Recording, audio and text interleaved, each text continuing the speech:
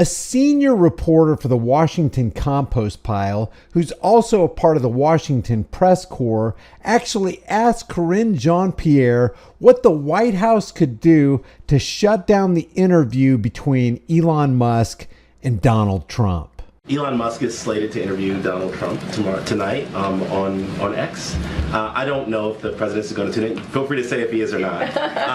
But I think that misinformation on Twitter is not just a campaign issue. It's a America issue.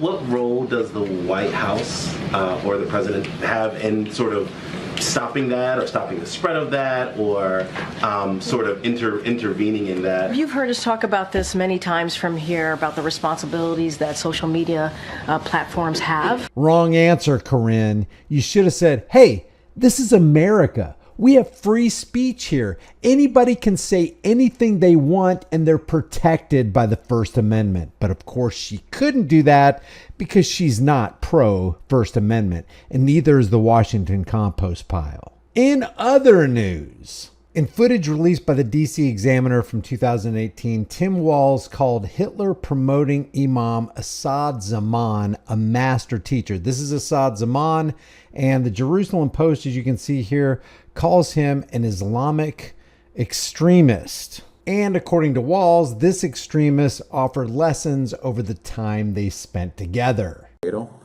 I'm a husband, and I am a father to two beautiful children, and this is Peggy Flanagan, a state legislator, a mother, and we are running together as governor and lieutenant governor. I would like to, first of all, say thank you to Imam. I am a teacher, so when I see a master teacher, I know it. And over the time we've spent together, one of the things I've had the privilege of is seeing the things in life through the eye of a master teacher to try and get the understanding. And thank you, Imam, for the stories that you shared with us today. It's actually exactly what my heart needed to hear in this moment. This footage seems to further contradict the Harris campaign's claim that Walz has no personal relationship with Zaman. And remember in Minnesota during the George Floyd riots in 2020, where Governor Tim Walz presided over this kind of police state presence? And if you pay attention, you'll hear the police say, get in the house. You'll hear several commands, and then you'll hear, light them up. And then that's when you get the fire. We'll play it again. This is... Get in your house now! Let's go! Light them up!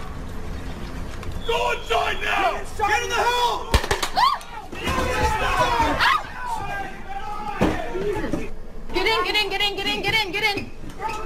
Get in! And speaking of riots, Tim's wife, Gwen, had this to say in an interview with KSTP. With COVID-19, the entire state was watching what Tim did.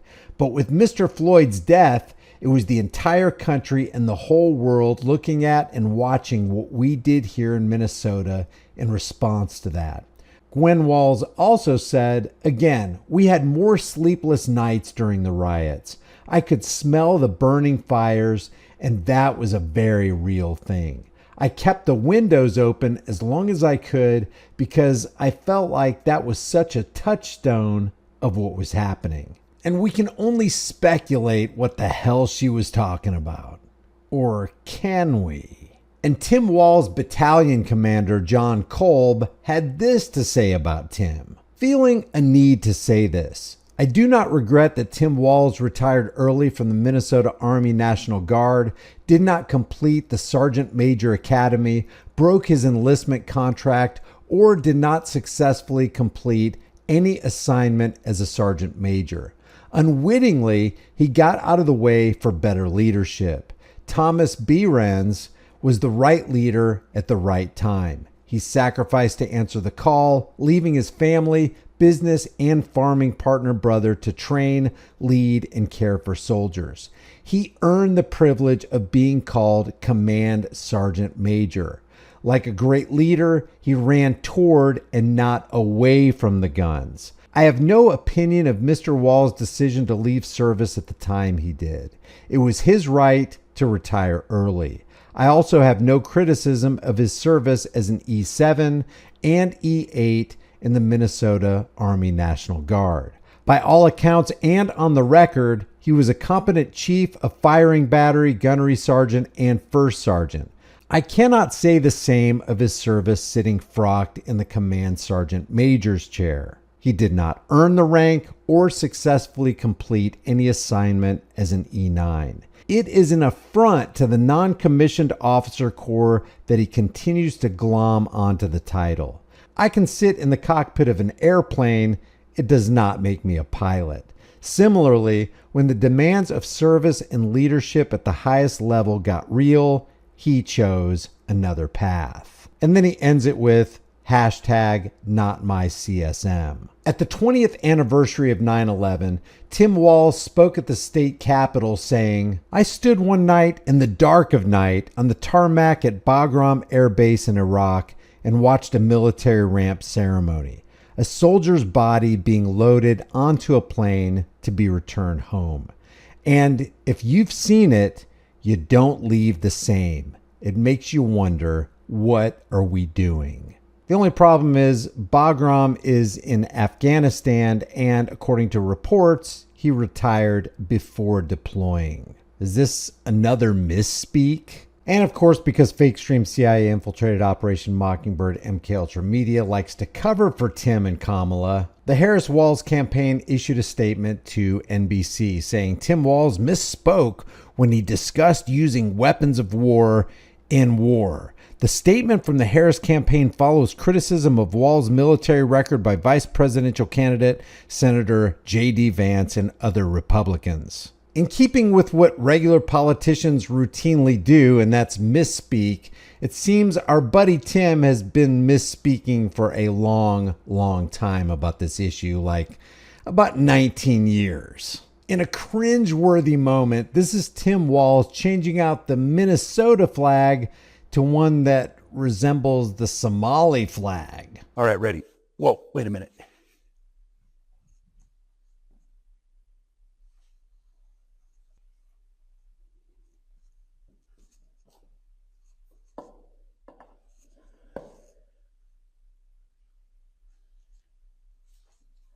There, that's better. I wonder how many Minnesotans think that's better. Well, at least he's a man of his word salad. And it probably explains why Somali Socialist Representative Ilhan Omar supports him as Kamala's VP pick. That's all I have for now. Thank you for joining the Disturbing Illusion channel. If you haven't done so already, subscribe, hit the bell notification icon, give it a thumbs up, share it with everybody you know. Don't forget to subscribe to my email list through my website, highimpactflix.com. If you want to support the channel further, grab a shirt, become a channel member, but more importantly, know what your rights are and be willing to stand for your rights. I get it. Freedom is dangerous. The only thing more dangerous, though, is not having freedom. And people like Kamala Harris and Tim Walz, they definitely want to take that freedom away. I'll see you in the next video.